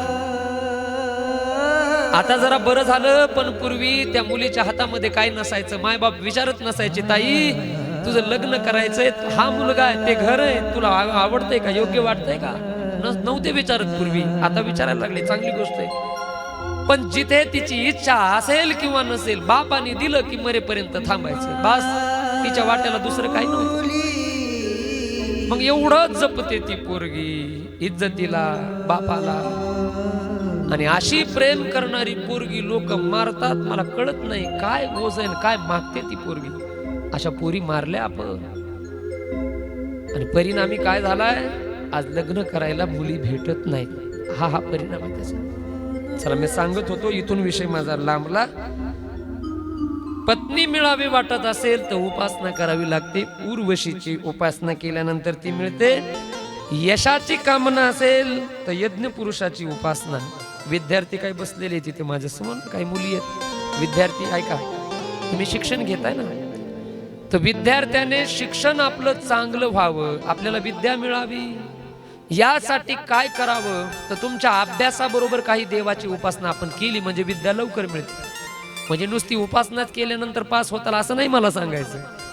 पण तुमच्या अभ्यासाबरोबर काही वेळ तुम्ही उपासना करायची. कोणत्या देवाची केल्या विद्या मिळते? तर भगवान शंकराची उपासना केल्यानंतर विद्या मिळते. शंकर हे विद्या दाते, विद्या देतायत. म्हणून शंकराची उपासना भागवताने सांगितली विद्या मिळण्यासाठी. प्रेम धर्माची कामना जर असेल तर विष्णूची उपासना करावी. भोग प्राप्तीची इच्छा असेल तर चंद्राची उपासना करावी. लक्ष्मी मिळावी वाटत असेल तर माया देवीची उपासना भागवताने सांगितली. धनाची इच्छा असेल तर वसूची उपासना केल्यानंतर धन मिळतं. अन्नाची इच्छा असेल, अन्न मिळावं वाटत असेल चांगलं खायला, तर देव माता आदितीची उपासना केल्यानंतर चांगलं अन्न आपल्या घरामध्ये खायला मिळतं. प्रेमाची अनुकूलता इच्छा वाटत असेल तर साध्य देवतेची उपासना करायला सांगितली. पुढचं लय महत्वाचं आहे का? महिला पुरुष सगळे ऐकून ठेवा. सुंदर दिसावं वाटत असेल नाही का? सुंदर दिसावं वाटतं बरेचशा. म्हातारा जरी असलं तरी त्याला वाटतं सुंदर दिसावं नाही का? मग आपल्याला जर सुंदर दिसावं वाटत असेल तर त्यासाठी उपासना सांगितली गंधर्वाची. कुणाची? गंधर्वाची. काही महिला म्हणते मग आम्ही ब्युटी पार्लरला जाणं बंद करावं का काय? नुसती उपासना करीत बसावं का काय? पार्लरला पण जातो मी, पण त्याबरोबर हे केलं तर सुंदर दिसतात. गंधर्वाची उपासना केल्यानंतर सुंदरता मिळते, सौंदर्य मिळतं असं या ठिकाणी सांगितलं जातंय. पती पत्नी मधलं प्रेम टिकून राहावं वाटत असेल, ऐका ही फार महत्वाची गोष्ट. आपल्या पती पत्नी मधलं प्रेम जीवनभर मरेपर्यंत टिकून राहावं वाटत असेल तर पती पत्नीचं प्रेम टिकण्यासाठी उपासना करावी लागते पार्वती मातेची. कोणाची? पार्वतीची. पार्वतीची उपासना केल्यानंतर पती पत्नी मधलं प्रेम टिकून राहतं. बलवान व्हावं वाटत असेल तर मरुदगणाची उपासना करावी लागते. निष्कामता प्राप्त व्हावी असं वाटत असेल तर भगवान श्री नारायणाची उपासना करायला सांगितलं. अशा अनंत उपासना या द्वितीय स्कंदामध्ये आपल्याला सांगितलेला बघायला मिळतात. सकाम उपासनेचा विचार या ठिकाणी येतोय. पुढे सांगितलं जातंय.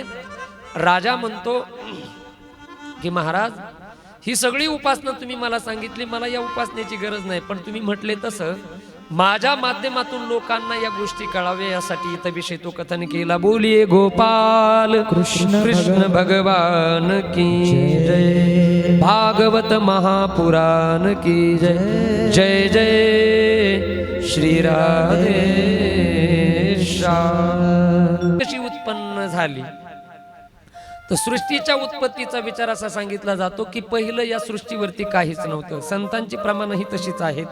पहिले कोठेच नव्हते काही, चंद्र सूर्य तारा नाही, अवघे शून्यची होते पाही. कान्होबा तेरे तेरे ते. तेथे एक ढाल गज निर्माण झाली, पहा तिने एवढी ख्याती केली. इंद्रादिकासी म्हणे बाहुली, अमरपुरी तिची घरकुली. कान्होबा तेरे तेरे. या सृष्टीवरती पहिलं कुठंच काही नव्हतं आणि महत्त्व निर्माण झालं पहिल्यांदा. त्या महत्त्वापासून विराट पुरुषाची निर्मिती झाली.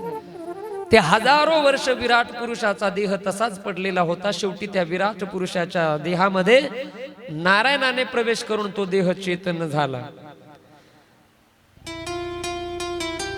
आणि तो चेतन झालेला देह पुढे असं म्हणतात की त्या विराट पुरुषाच्या 3 असणाऱ्या अंशापासून 3 प्रकारची सृष्टी निर्माण झाली.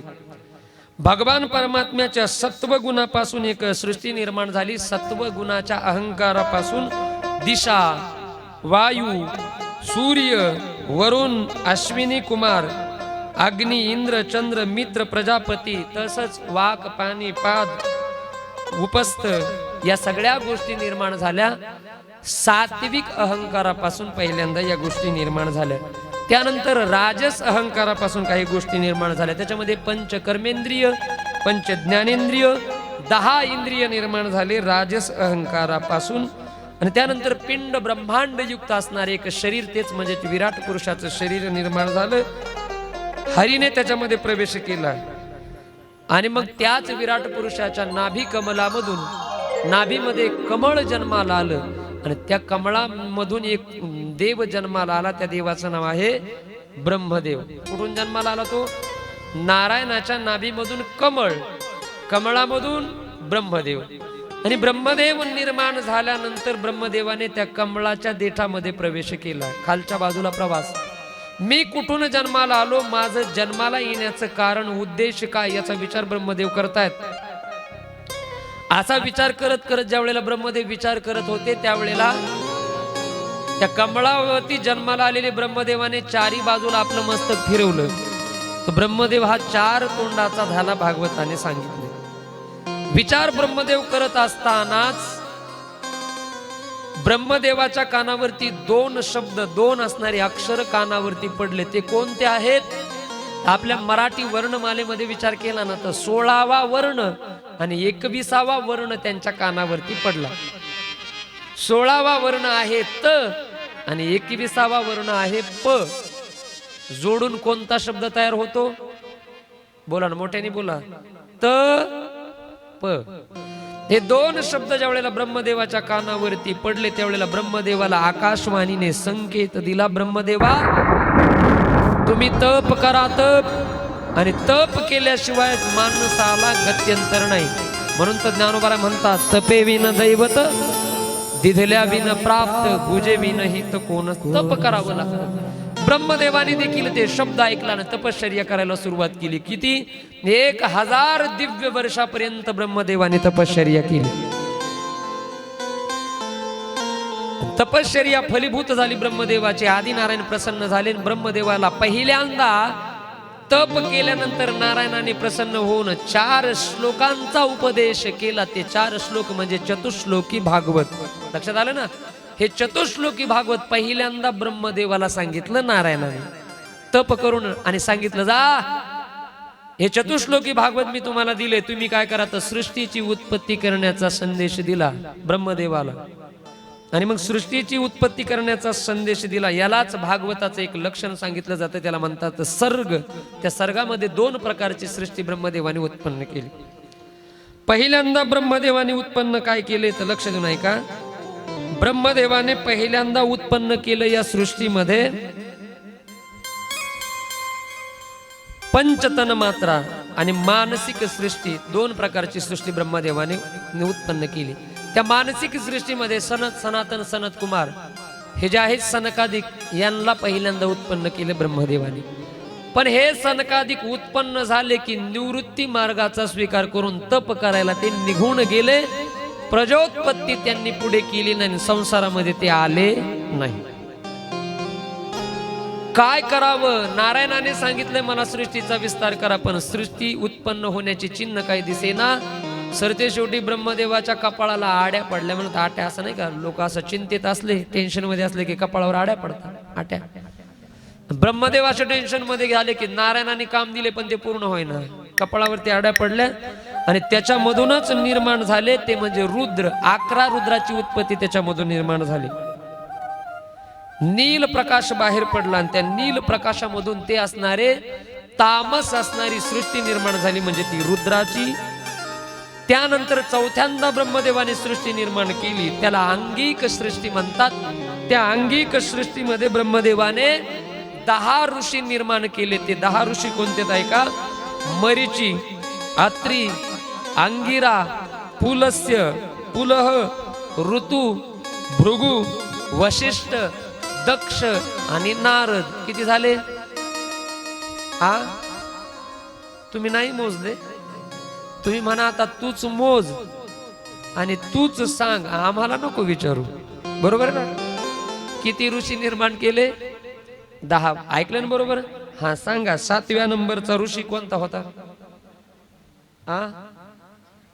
ब्रह्मदेवाने सृष्टी निर्माण केलेल्याचा विचार बघतोय ना आपण. 10 ऋषी निर्माण केले ब्रह्मदेवाने. त्या 10 ऋषीची नाव परत एकदा ऐका. पहिला ऋषी त्याचं नाव मरीची. ऐकून ठेवा, मोजत चला, मोठ्याने बोला. पहिला मरीची. दुसरा अत्री, अत्री ऋषी. अत्री कळालं ना तुम्हाला? अत्री, अनुसया, पुढे दत्तात्रेय चरित्र यांच्याच माध्यमातून घडलं. तो अत्री ब्रह्मदेवाने निर्माण केले ऋषी. दुसरा अत्री त्याचं नाव. तिसरा आहे अंगिरा. चौथा पुलस्य. 5वा आहे पुलह. 6वा आहे ऋतू. 7वा आहे भृगु. 8वा आहे वशिष्ठ. 9वा आहे दक्ष. आणि 10वे आहेत शेंडीवले गळ्यात विना सगळीकडे फिरणारे भजन करत. काय नाव? वास नारद. हे 10 ऋषी ब्रह्मदेवाने निर्माण केले सृष्टी उत्पत्तीच्या वेळेला. पण ऐका, निर्माण केलेले हे 10 ऋषी यांनी पण गृहस्थाश्रमाचा स्वीकार केला नाही. हे पण विरक्त झाले, हे पण ब्रह्मचारी विरक्त झाले. त्यांच्यापासूनही पुढे काही सृष्टीच्या उत्पत्ती होण्याचे चिन्ह दिसेना ब्रह्मदेवाला. काय करावं त्यांना कळेना. आणि मग ब्रह्मदेवाने 5व्यांदा ब्रह्मदेवाच्या शरीरामधून 2 असणारे जन्माला आले अपत्य. उजव्या भुजदंडापासून एक पुरुष जन्माला आला, डाव्या भुजदंडापासून एक स्त्री जन्माला आली. त्यांची नावं सांगा मला लवकर, पटपट. कथा ऐकली तुम्ही?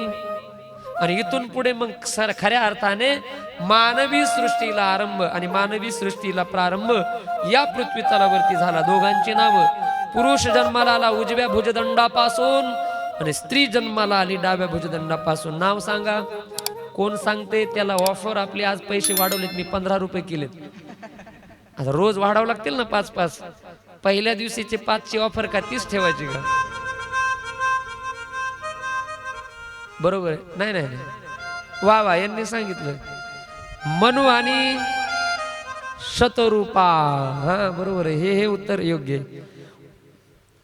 30 रुपये झाले हो आता माझ्याकडे. तुम्ही दोघांनी उत्तर दिले. 15 आणि 15 30 झाले. देऊ त्यांना आपण.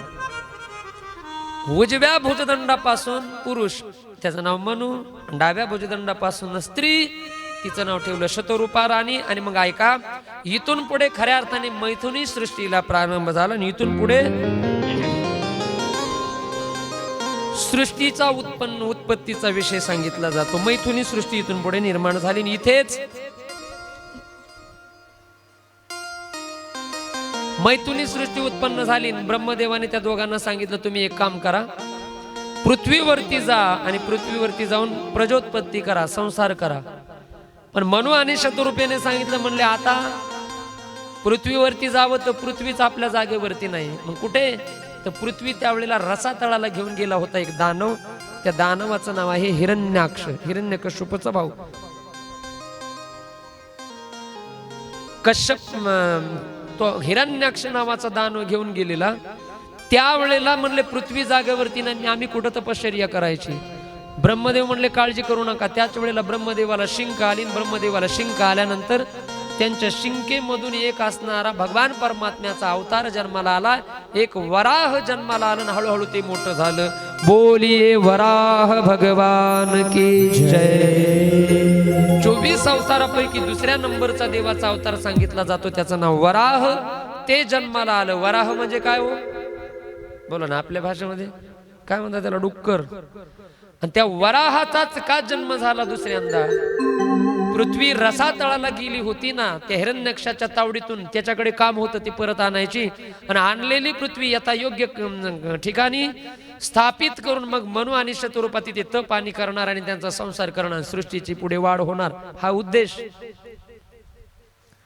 त्या वराहाचं जे तोंड असतं ना, ते खाली असते, लक्षात घ्या. कितीही प्रयत्न केला वराहाने तर ते वरी बघू शकत नाही. सूर्य त्याला बघताच येत नाही. का? तोंडच वरी होत नाही. त्याचं तोंड कुठे असतं? आणि ते बरोबर जमीन उकरत असतं. जमिनीमधूनच त्याचं अन्न शोधत असतं, जमिनीमधून उकरून. बरोबर ना? जमिनीमधून. तो देवाचा अवतार आहे.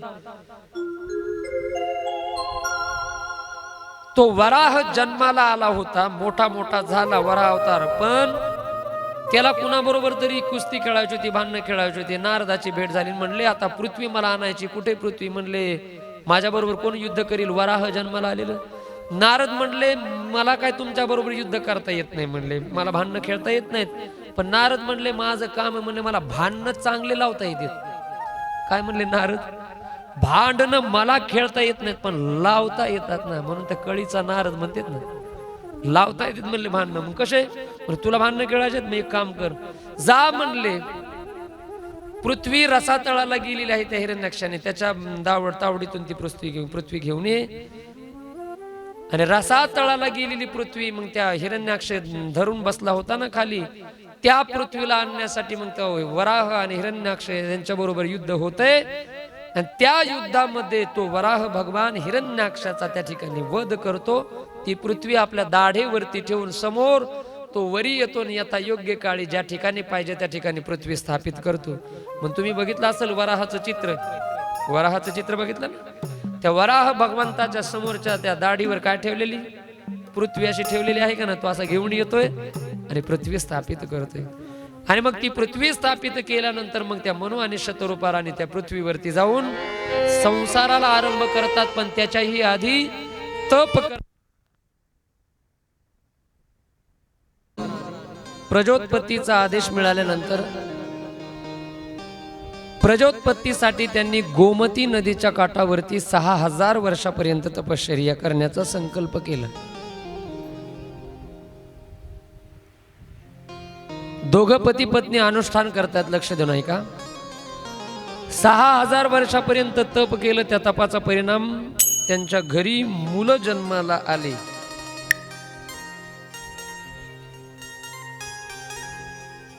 तीन मुली आणि 2 मुलं, 5 अपत्य त्यांच्या घरी जन्माला आले. आपल्या सगळ्यांना ज्ञात असेल, ज्या 3 मुली जन्माला आल्या त्यांची नावं क्रमशः अशी ठेवली: आकुती, देवहूती आणि प्रसूती. 2 मुलं जन्माला आले. त्या 2 मुलाची नावं आहेत, एक आहे प्रियव्रत आणि एक आहे उत्तानपाद. बरोबर ना. हे 5 अपत्य त्यांच्या घरी जन्माला आले. आता इथून पुढे या मैथुनी सृष्टीच्या आणि या मनु महाराजांच्या मुलाचा विस्तार आणि मुलीच्या वंशाचा विस्तार, अशा 2 प्रकारचा विस्तार भागवतामध्ये आपल्याला ऐकायला मिळतो. मुलाच्या विस्तारामध्ये उद्या आपल्याला कथाचरित्र बघायचे ध्रुव महाराजांचं, जे की उत्तानपाद राजाच्या पोटी जन्माला आले होते. ती उद्या कथा आहे. मुलींच्या वंशाचा विस्तार सांगत असताना आकुती नावाची जी मुलगी होती ती रुची नावाच्या ऋषीला अर्पण करण्यात आली. देवहूती नावाची मुलगी, तिचा विवाह लावून देण्यात आला. कर्दम नावाचे ऋषी, जे की ब्रह्मदेवाच्या छायेपासून, सावलीपासून जन्माला आले होते, कर्दम, त्यांना ती देवहूती देण्यात आली. आणि तिसरी असणारी प्रसूती ती दक्ष प्रजापतीला समर्पित करण्यात आली. आता प्रथमतः या ठिकाणी भागवतामध्ये कन्याच्या वंशाचा विस्तार आपल्याला बघायला मिळतो. आणि मनु महाराजांपासून खऱ्या अर्थाने मानवाच्या उत्पत्तीला पृथ्वी तलावरती प्रारंभ झालेला भागवताने सांगितलंय. म्हणून एक गोष्ट लक्षात घ्या, तुम्ही आम्ही लोक मनुचे संतान आहोत म्हणून आपल्याला मनुष्य म्हटलं जातं. बरोबर ना. आपले धर्मग्रंथ भागवत मनु महाराजांचे संतान आपण आहोत म्हणून आपल्याला मनुष्य म्हटलं असं सांगतं. पण विज्ञान म्हणतं माणसाचा जन्म कुणापासून झालाय? ते बोला ना, मोठ्याने बोला. कुणापासून झालाय? आपण शिकलो ना शाळेमध्ये, ते उत्क्रांतीचा सिद्धांत कोणाचा होता? कोण आहे तो शास्त्रज्ञ? उत्क्रांतीचा सिद्धांत कुणी मांडला? डार्विन का? डार्विनचाच आहे ना वाटतं. जर माझं शिक्षण कमी म्हणून तुम्हाला विचारतोय मी. डार्विनचा सिद्धांत आहे उत्क्रांतीचा. मग त्या उत्क्रांतीच्या सिद्धांतामध्ये सांगितलं की माणसाचा जन्म, मग ते हळूहळू प्रत्येक हळूहळू कसा माणूस जन्माला आला पृथ्वीवर. करोडो वर्षाचा वेळ लागला. त्याच्यामध्ये माकड जन्माला आलं. माकड मग ते पुन्हा आडवा होता प्राणी, ते थोडा हळूहळू मेरुदंड म्हणजे पाठीचा कणा सरळ झाला. शेपटी हळूहळू गेली, अंगावरचे केस कमी झाले आणि मग सुंदर असणाऱ्या प्रतिकृतीमध्ये तयार झाला. हा कोण? सुधारित आवृत्ती, अपडेट व्हर्जन म्हणजे माणूस. हे कोण सांगतंय? हे विज्ञान तुम्हाला लोकांना सांगतंय की माकडापासून माणसं जन्माला आले. पण आपले धर्मग्रंथ आणि श्रीमद भागवत म्हणते की मनु महाराजांपासून मैथुनीय सृष्टीला आरंभ, तिथून पुढे माणसाचा जन्म झाला. कोणतं मानायचं हे तुम्ही तुमचं ठरवा, मी काय सांगत नाही तुम्हाला. विज्ञानवादी लोक मला भांडायला येतील म्हणजे काही सांगायला नाही. पण 2 पद्धतीनं. पण माझा सहज एक प्रश्न आहे आपल्या सगळ्यांना, जर माकडापासून माणूस झाला असं म्हणावं, आजही एखाद्या माकडाचा माणूस व्हायला पाहिजे होय. पण असं होत नाही. उलट माणसं असलेले माकडासारखे वागायला लागले. बरोबर आहे की नाही? बदल झाला जरा. तो विषय बोललोय आपण परवा. जरा काही का असे ना, पण इथे मात्र त्या ठिकाणी मनु महाराजांची संतान आपण आहोत म्हणून आपल्याला मनुष्य म्हटलं जातं, असा सिद्धांत भागवताने आपल्याला सांगितलाय. 5 अपत्य, 3 मुली आणि 2 मुलं त्यांच्या घरी जन्माला आले. आकुती, देवहूती आणि प्रसूती. आणि मग पहिल्यांदा या ठिकाणी भागवतामध्ये त्यांच्या कन्याच्या विस्ताराचा विचार आपल्याला बघायला मिळतो. त्या कन्याच्या विस्तारामध्ये आकुती नावाची मुलगी रुची नावाच्या ऋषीला दिली पुत्रिका धर्मानुसार. त्याच्यामध्ये पहिला मुलीला होणारा पुत्र हा मुलीच्या वडिलांना समर्पित करावा लागतो, असा एक लग्नाचा एक प्रसंग स्वतंत्र विचार सांगितला जातो. त्या धर्मानुसार तिचं लग्न झालं. दुसरी मुलगी देवहूती, ती अत्यंत रूपमान होती, सुंदर होती. आणि मग तिचा विवाह झाला ते म्हणले कर्दम नावाच्या ऋषी बरोबर. ते गंगा किनारी, गंगा सागरला राहत होते. आणि त्या कपिल भगवंताबरोबर तिचं लग्न कसं झालं तर त्या परीक्षितीने शुकदेवांना सांगितलं, महाराज कृपया मला ही जरा कथा विस्ताराने ऐकण्याची इच्छा आहे, तुम्ही विस्ताराने ती सांगा. आणि विस्ताराने सांगा म्हटल्यानंतर परीक्षिती महाराजांना शुकदेव विस्ताराने ती कथा सांगतायत. राजा ऐक, मनू महाराजांच्या आणि शतरूपाच्या मनेमध्ये काळजी लागून राहिली की आपली ही देवहूती मुलगी एवढी गोड आहे, एवढी सुंदर आहे, रूपवान आहे, आणि मग हिच्यासाठी योग्य वर मिळाला पाहिजे, योग्य मुलगा. म्हणून प्रत्येक माणसाला वाटतं ना की माझ्या ताईचं, माझ्या मुलीचं चांगल्या ठिकाणी लग्न व्हावं, चांगला मुलगा तिला मिळावा, तिला जपणारा, बरोबर ना, निर्व्यसनी सांभाळणारा. मग प्रत्येक मायबापाला काळजी लागून राहते. मुलगी उपवर झाल्यानंतर, लग्नाच्या वयांमध्ये आल्यानंतर तीच काळजी लागून राहिली कुणाला? मनू आणि शतरूपेला. कुणाला अर्पण करावी ही मुलगी, असा विचार ते करत असतानाच नारद महर्षी त्या ठिकाणी आले. आणि नारद महर्षी त्या ठिकाणी आल्यानंतर नारदांनी सांगितलं की म्हणले, नारदाचं स्वागत केलं मनू महाराजांनी. स्वागत केल्यानंतर मनू महाराजांनी सांगितलं, म्हणले नारद तुम्ही सगळीकडे फिरताय, त्रिभुवनामध्ये तुमचं फिरणं आहे, तुमच्या नजरेमध्ये जर एखादा मुलगा असेल तर तुम्ही आम्हाला ते स्थळ सुचवा. मुलगी लग्नाला आल्यानंतर मुलीचा बाप म्हणतोच ना आपल्या जवळच्या लोकांना, सुचवा तुमच्या नजरेमध्ये असेल ते एखादं स्थळ, बघा माझ्या मुलीचं कल्याण व्हावं असं स्थळ. हे विचारलं कुणाला? नारदांना. नारद म्हणले एक मुलगा माझ्या नजरेत आहे. म्हणले कोण? म्हणले त्याचं नाव आहे कर्दम. त्या कर्दमाला तुम्ही तुमची मुलगी देऊन टाका. आणि ती कन्या अत्यंत सुंदर आहे, देवहूती तिचं नाव. ब्रह्मदेवाने आपल्या छायेपासून उत्पन्न केलेला तो कर्दम काटेकोरपणे तपश्चर्या करत होता बिंदू सरोवराच्या ठिकाणी. असं म्हणतात 10,000 वर्षापर्यंत त्याने तिथे तपश्चर्या केली, आपले इंद्रिय ताब्यामध्ये ठेवून. म्हणून करदम शब्दाचा अर्थ होतो कर दम. कर शब्दाचा अर्थ इंद्रिय. ज्याने आपल्या इंद्रियाचं दमन केलं, ज्याने आपले इंद्रिय ताब्यामध्ये ठेवले, थोडे दिवस नाही 10,000 वर्षापर्यंत. आणि एवढा संयमित असलेला तो ऋषी ब्रह्मदेवाच्या छायेपासून उत्पन्न झालेला, ते स्थळ सुचवलं नारदाने मनू महाराजांना. तुमची मुलगी त्याच्या योग्य आहे, त्यांना तुम्ही समर्पित करा.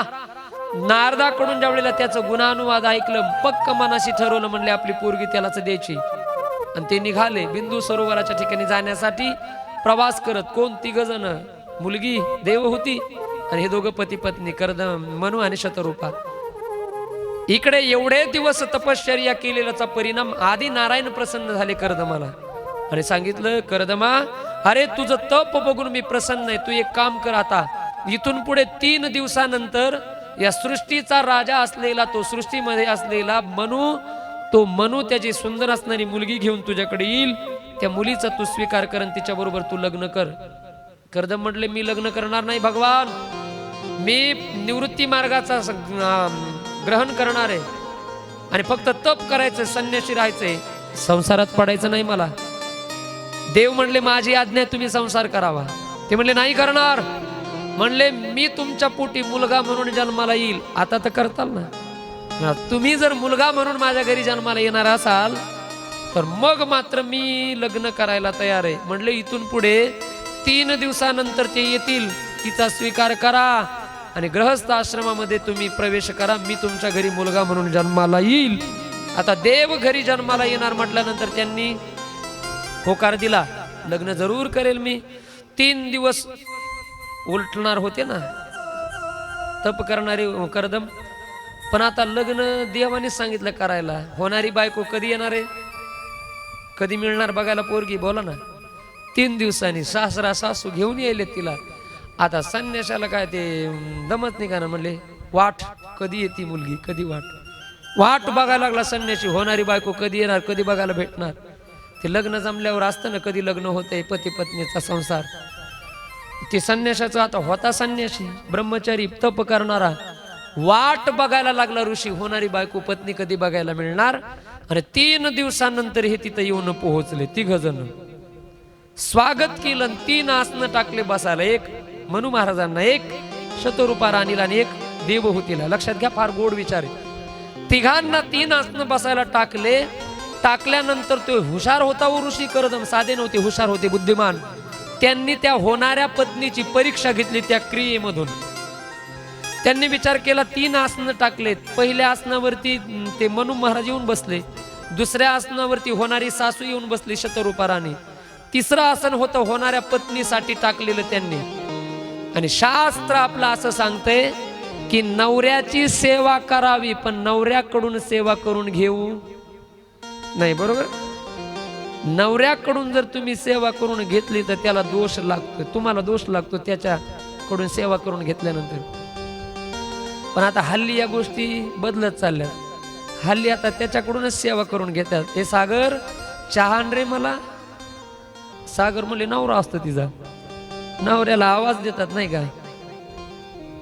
आम्ही असंच एका घरी चहा प्यायला गेलो ना, ती चहा प्यायला गेलो, ती बसलेली होती आमची ताई समोर, ती माता माऊली, आणि तिने आवाज दिला, हे सागर पाणी आण. म्हणले महाराज घरामध्ये आलेत. मला वाटलं सागर म्हणजे तिचा पोरगा असेल.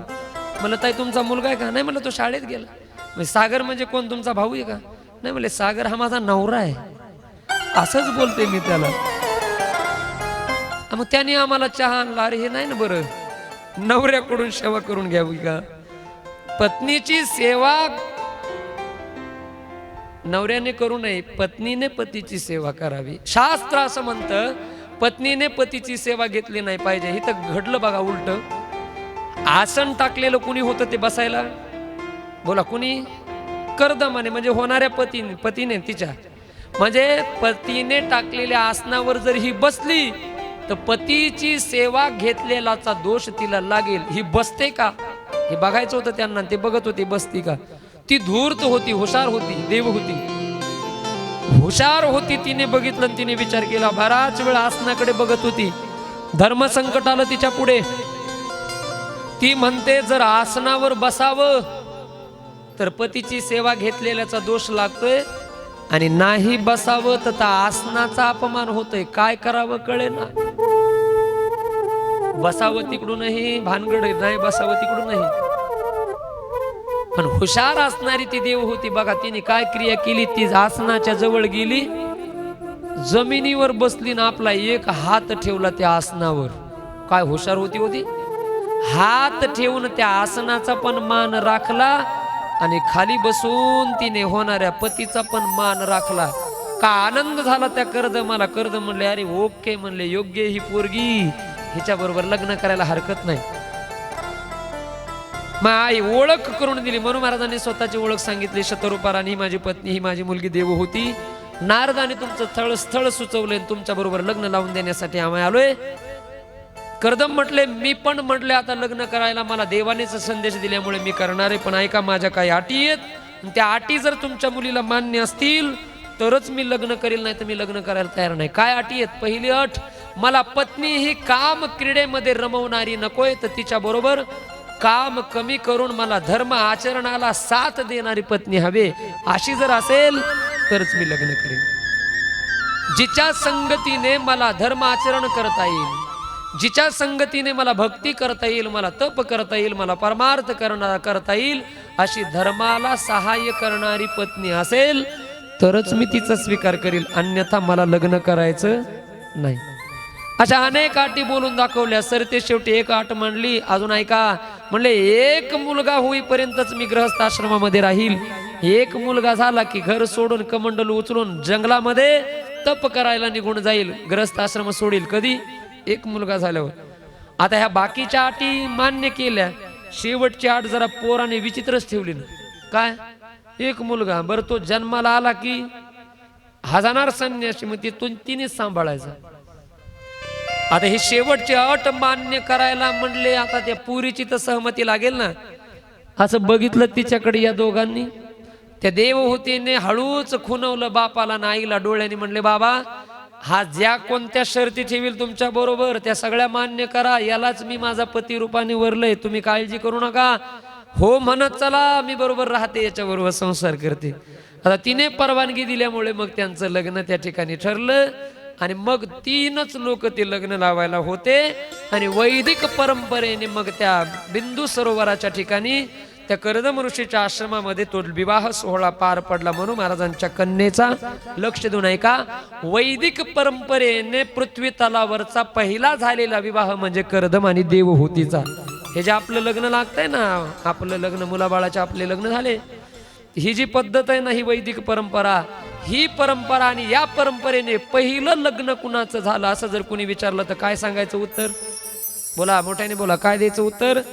कर्दम आणि देवहूतीचं लग्न या परंपरेने झालेलं पहिलं लग्न आहे सृष्टीमध्ये. तो विवाह सोहळा पार पडला आणि विवाह सोहळा पार पडून ज्या वेळेला आज्ञा घेतात मनु आणि शतरूपा राणी, पुरीची सांगतात, पुरी आता इथून पुढे हेच तुझे सर्वस्व आहेत, हेच तुझे पती, हेच तुझे देव आहेत, तू रात्र आणि दिवस यांच्या सेवेमध्ये राहा आणि यांची सेवा कर, हेच तुझं आता सर्वस्व आहे. अशा काही गोष्टी सांगितल्या. शतरूपा राणीने देवहूतीला सांगितलं, पुरी आता हा तुझा पती, हाच तुझा परमेश्वर आहे, यांचीच सेवा करण्यामध्ये तुझं आयुष्य तू घालव, बस दुसरा परमार्थ नाही तुझ्यासाठी. आणि मनु महाराज देखील मुलीचा त्या ठिकाणी निरोप घेऊन दोघ जण निघाले. जाताना देवहूती एवढी रडली बापाच्या गळ्यामध्ये पडून, एवढी रडली की ज्या बापाने लहानाचं मोठं केलं तो बाप आज लग्न लावून देतोय आणि त्या माझ्या पतिदेवासोबत सोडून मला इथून निघून जातोय. न जाणो इथून पुढे बापाची आणि माझी कधी भेट होईल सांगता येत नाही. पहिल्यांदा नांदायला तिथं थांबते ना ती. देवहूती रडली, याच्यामध्ये नवल नाही माय. ऐका, त्या विवाह सोहळ्यामध्ये कर्दम ते मनु महाराज देखील एवढे रडले, किती रडले मनु महाराज. तर ऐका, ज्या वेळेला देवहूती खाली वाकली ना दर्शन घ्यायला बापाचं, लग्नामध्ये बापाचं दर्शन घ्यायला खाली वाकले, त्यावेळेला वरून मनु महाराज रडत होते.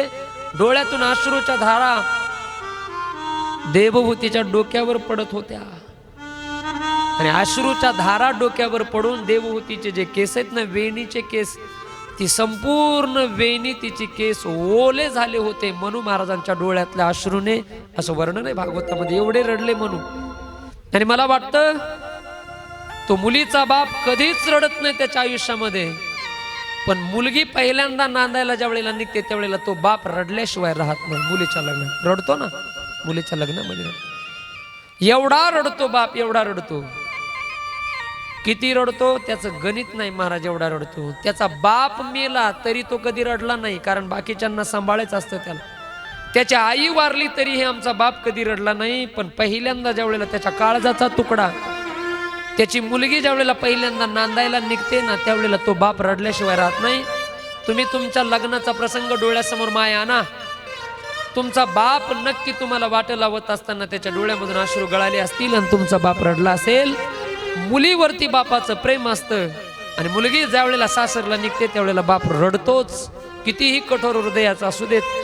लहानपणापासून मोठेपणापर्यंत कशी ती मुलगी सांभाळली, त्याला नाही रडता येत सगळ्या लोकांसमोर, पण तुम्ही निघून गेल्यानंतर रात्री एकटाच तुमच्या रूम मध्ये जाऊन तुमच्या सगळ्या वस्तू बघून तो रडल्याशिवाय राहत नाही. उशीमध्ये तोंड घालून हमसून एकटाच बाप मुलीसाठी रडतो, कारण मुलीवरती बापाचं ते प्रेम आहे. एवढा मोठा पृथ्वीचा सम्राट म्हणून तो पण आज त्या देवहूतीसाठी रडला. शतरूपा राणी रडते. त्यांचा निरोप घेऊन ते दोघ जण निघून जात आहेत आणि अनेक वर्षापर्यंत तप करणारा हा संन्यासी गृहस्थ आश्रमामध्ये प्रवेश करून याचा त्या ठिकाणी संसार सुरू होतोय. ऐका, पण पूर्वी जे शरीराला वळण लागलं होतं, सकाळी उठावं, स्नानाला जावं, आल्यानंतर पूजा करावी, यज्ञ याग वगैरे सगळा दिवस त्याचा पूजेमध्ये जायचा, तीच क्रिया लग्न झाल्यानंतरही सुरू होती. बिचारी ती देवहूती पतिदेव पूजेला बसले की फुलं आणून द्यायची, चंदन उगाळून द्यायची, त्यांच्या तपश्चर्या करण्यामध्ये बाकीचं सगळं साहित्य आणून द्यायची. असा दिनक्रम त्यांचा चालू राहिला. एक दिवस नाही, 2 दिवस नाही, 3 दिवस नाही, 1 वर्ष नाही, 2 वर्ष नाही. ऐका, 12 वर्षाचा कालावधी मध्यंतरी निघून गेला. कधी काळी आपलं लग्न झालं ना, आपल्याला पत्नी याच गोष्टीचा विसर पडला. या कर्दमाला विसरलं का माझी बायको आहे, माझं लग्न झालंय. पूर्वी जसं तप, ते लग्न झाल्यानंतर ते सुरू. बिचारी ही बापाने माईने सांगितलं सेवा करायची, काही बोलली नाही. सेवाच सुरू होती 12 वर्षापर्यंत. सेवा करून अतिशय कृश झाली ती देवहूती. 12 वर्ष तिने देखील आपले इंद्रिय ताब्यामध्ये ठेवले, संयमित ठेवले. आणि हात आधीच कर्दम होता, संयमित माणूस. परिणाम बघा, 12 वर्षाचा काल निघून गेला आणि 12 वर्षानंतर तपश्चर्या फळाला आली त्या देवहूतीचं. एक दिवशी कर्दमाच्या लक्षात आला, अरे कुणीतरी स्त्री आपल्या सेवेमध्ये आहे, ते विसरलं बायको आहे म्हणून. कुणीतरी बाई आपली सेवा करते, कुणीतरी सेवा करताना 12 वर्ष झाल्यानंतर तिचा हात धरला त्याने, समोर बसवलं आणि समोर बसवल्यानंतर विचारलं तू कोण. बघा काय, किती वर्षानंतर, 12 वर्ष गेले सेवेत आणि 12 वर्षानंतर तिला विचारलं तू कोण. बघा भानगड आता, जरा ज्याच्या बरोबर लग्न झालं तिलाच विसरले. काय महात्मा विसरबोळा असेल. तपामध्ये सगळं डोकं लागलेलं, बुद्धी इकडेच होती तप करण्यामध्ये. तिने सांगितलं महाराज अहो मी तुमची पत्नी, माझं नाव देव होती, मनू महाराजांची कन्या, आपलं लग्न झालं इथे. मग लक्षात आलं अरे 12 वर्षापूर्वी तुझा मी स्वीकार केलाय, चुकलं माझं देव होती या तपश्चर्याच्या याच्यामध्ये मी तुला वेळ देऊ शकलो नाही, मी विसरलो सगळं, तुझं माफ कर मला. पण म्हणले मी प्रसन्न आहे तुझ्या सेवेवर, सांग